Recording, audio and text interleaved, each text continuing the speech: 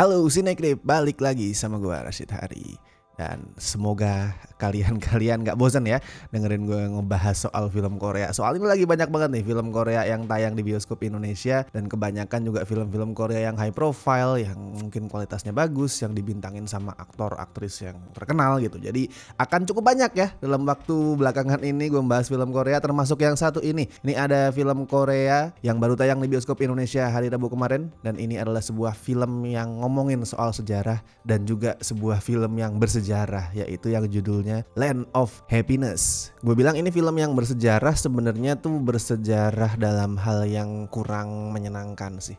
Soalnya ini film yang menandai karya terakhirnya Lee Sun Kyun sebelum meninggal ya. Nah ini banyak yang miss nih kayaknya nih. Pada saat gue ngebahas Project Silence beberapa waktu lalu, itu banyak yang ngira film itu adalah film terakhir Lee Sun Kyun. Padahal enggak, itu adalah salah satu film terakhirnya Lee Sun Kyun. Satu dari dua film yang dirilis setelah dia meninggal. Tapi yang bener-bener terakhir dirilis paling belakang ya ini Land of Happiness. Dan kayak tadi gue bilang, ini film ngomongin soal sejarah yang ya buat yang udah sering nonton film Korea gue yakin udah gak asing sih. Ini sejarah tentang penembakan pembunuhan presiden ketiga Korea Selatan, Park Chung-hee, yang waktu itu dilakuin tanggal 26 Oktober 1979. Yaitu peristiwa yang shocking banget sih, makanya wajar di saat udah berkali-kali diangkat ke layar lebar. Dan dalam berbagai macam bentuk dan genre juga ya. The President's Last Bank itu tahun 2005 itu ngangkat genre komedi satir. Terus tahun 2020 ada The Man Standing Next, itu kayak drama-drama Shakespearean gitulah. Dan yang terakhir ada juga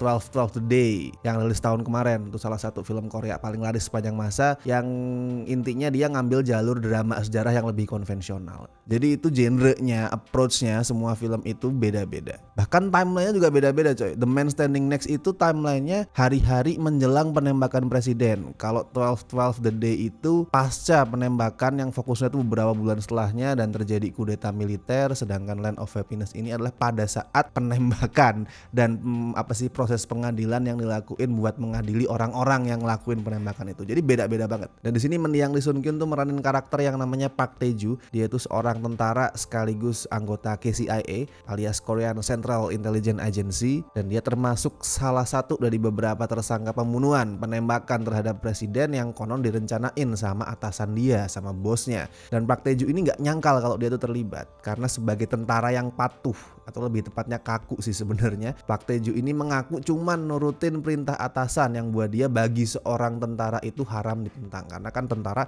strict banget ya, atasan lu, bos lu ngomong apa, kalau udah diperintah, di order, ya udah lu nggak boleh ngelawan. Park Tae-ju juga sama, dia bilang ya gue cuman menjalankan tugas. Atasan gue bilang A, gue lakuin A. Karena pada saat gue menentang, ada seorang soldier yang menentang, itu bisa berbahaya. Bahkan pas di pengadilan tuh ditanya, kalau misalkan atasan lu nih nyuruh ngebunuh sesama tentara, sahabat lu yang ada di kesatuan, apakah lu mau? Dan dia bilang mau. Dan pada saat pengadilan itu yang ditunjuk sebagai pengacaranya Tae-ju adalah Jung In-ho. Dia diperanin Jo Jung Suk yang mengemban tugas berat ya, karena harus membebaskan si Tae-ju itu dari hukuman mati di pengadilan militer. Apalagi di pengadilan itu juga ada intervensi dari Mayor Jenderal Jong Sang-do. Dia ini adalah kepala tim investigasi gabungan yang selalu ngendaliin gerak-gerik hakim dari balik layar. Ya jadi intinya Land of Happiness ini menggambarkan gimana sebuah proses pengadilan yang sangat-sangat tidak adil lah. Soalnya pada saat proses pengadilan itu dilakuin, si jenderal tadi itu selalu hadir di belakang layar. Dia tuh nguping tuh. Dia tuh nge-spy, nguping, dan pada saat ada keputusan yang menurut dia tuh nggak cocok, dia akan itu ngoper kertas gitu dalam amplop yang intinya nyuruh hakim untuk lu ngambil keputusan ini. Jadi dia bener-bener ngontrol semua gerak-gerik hakim tuh di belakang. Ya cocoklah di saat ada salah satu karakter di film ini tuh ngomong, negeri sialan ini penuh dengan bajingan, karena asli bajingan banget, ini pengadilan gila. Ya nunjukin kalau Korea itu at least pada masa itu ya, tahun 70-an akhir, 80-an akhir, itu tidak jauh beda dengan negara kita tercinta ini, penuh dengan bajingan, dikontrol sama orang-orang penguasa. Dan ngomongin soal kemiripan nih, ini sebenarnya nggak ada kaitan sama kualitas filmnya sih, tapi gue ngerasa ini menarik nih. Jadi karakter si Jenderal Jong Sang-do itu kan dibuat berdasarkan karakter nyata ya, yang namanya Chun Do-hwan. Chun Do-hwan itu pada 12 Desember 1979 dia memimpin kudeta militer dan akhirnya jadi presiden Korea Selatan kelima, yang kalau di 12 The Day itu diperanin sama Hwang Jung-min ya. Jadi dia adalah seorang militer yang melakukan kudeta terus jadi presiden, intinya gitu. Mengingatkan sama itu ya presiden kedua Indonesia sebenarnya, dan mukanya juga mirip loh. Yoo Jae-myung di sini yang meranin karakternya tuh mirip banget anjir, mukanya terus kepalanya yang rada-rada semi botak itu ya, terus dari cara ngomongnya, tatapan matanya yang mengis banget, yang intimidatif, itu mengingatkan gua ke si bapak piye enak zaman kuto itu sih. Tapi di luar itu gue suka banget sih emang sama aktingnya Yoo Jae-myung di sini. Dia bisa menciptakan karakter yang intimidatif banget. Dia berdiri diem gitu ngelirik, itu gue agak merinding rasanya, karena gue ngerasa wah ini orang yang berani ngelakuin apapun demi kepentingan dia. Dia nggak ragu buat menyiksa orang, buat nyulik orang, ngukulin orang, bahkan sampai ngebunuh orang, memfitnah orang tuh dia nggak ragu. Dan itu bisa kelihatan dari mata aktornya. Makanya gue suka banget pada saat pertama kali si jenderal ini ngobrol sama In-hoo. Jadi di suatu kesempatan mereka tuh ketemu, ngobrol, terus ya let's say saling trash talking gitu. Si jenderal itu menjelek-jelekan pengacara, si In-hoo ngejelek-jelekin tentara. Dan itu gue suka adegannya karena satu, acting dua pemainnya bagus, dan yang kedua dari acting si sutradaranya Cho Chang-min itu juga keren karena dia bisa nyiptain atmosfer yang bener-bener intens. Ini cuman ngomongin adegan dua orang yang baru pertama kali ketemu ngobrol ngejelek-jelekin profesi satu sama lain, tapi gue ngerasa sesek pada saat gue nonton. Anjir, aura luar biasa, itu keren. Adegan itu adalah salah satu adegan yang simple banget tapi yang terbaik di film ini. Dan pada saat gue ngeliat adegan itu gue mikir, oh Land of Happiness ini kayaknya bakal jadi tipe-tipe itu ya, political thriller, courtroom drama yang kelam tuh. Tapi ternyata enggak, soalnya seiring waktu filmnya itu malah kerasa jadi kayak melodrama. Presentasinya tuh kerasa lebih ringan, apalagi karakter In-hoo yang dibawain keren banget juga sama Joo Jung Suk ya, seperti biasa. Itu sering ya nyelipin beberapa komedi gitulah. Sering ada selipan komedi, terus akhirnya kita kenalan sama keluarganya Taeju yang kayak menderita banget. Si istri menderita karena suaminya di penjara, dua anaknya juga sedih, bapaknya tuh nggak pulang-pulang. Kita ngelihat mereka nangis-nangis. Ya itu kan tipe-tipe film-film melodrama ya. Apalagi di sepanjang film tuh musiknya kedengeran terus, jadi kayak berusaha menggiring penonton untuk terharu ya, tipe-tipe pendekatan melodrama kan gitu ya.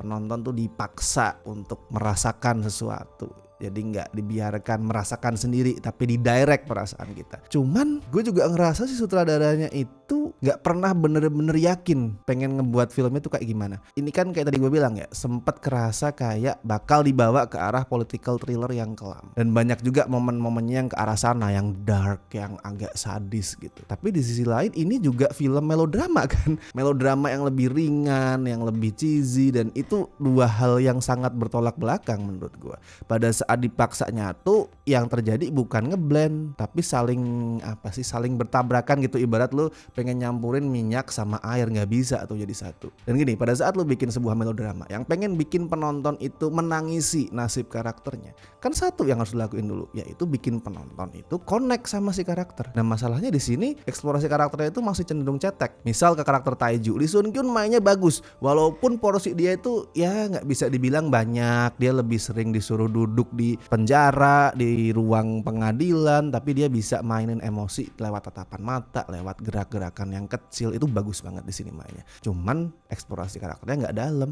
eksplorasi sisi personal Taeju nggak dalam, eksplorasi hubungan dia sama si In-hoo yang sebenarnya tuh sama film ini pengen digambarin kalau mereka lebih dari sebatas klien dan pengacara. Pengen digambarin kalau mereka itu adalah teman. Tapi masalahnya eksplorasi hubungannya juga di permukaan doang. Gak banyak momen yang dikasih buat memperdalam hubungan mereka. Jadi gue gak ngerasa kalau mereka berdua ini deket. Makanya elemen melodrama di film ini tuh gak kerasa bener-bener menyentuh gitu. Apalagi si sutradara pada saat masuk third act itu kayak ragu-ragu juga nih. Yang namanya melodrama itu pada saat udah masuk ke klimaks itu emosinya juga klimaks. Pengen bikin penonton nangis, ya udah di situ adalah puncaknya. Lu pancing air mata penonton buat banjir. Nah di sini si sutradara kayak ragu-ragu gitu gue ngeliat. Seolah-olah tuh kayak mikir, wah kalau ini gue fullin kayak melodrama pada umumnya, film gue jadi kerasa nggak elegan nih. Ya udahlah tipis-tipis aja, nggak terlalu gue bikin cheesy, nggak terlalu gue bikin mengharu biru. Nah itu nanggung hasilnya. Makanya kayak tadi gue bilang, kerasanya kayak film ini bingung mau jadi apa.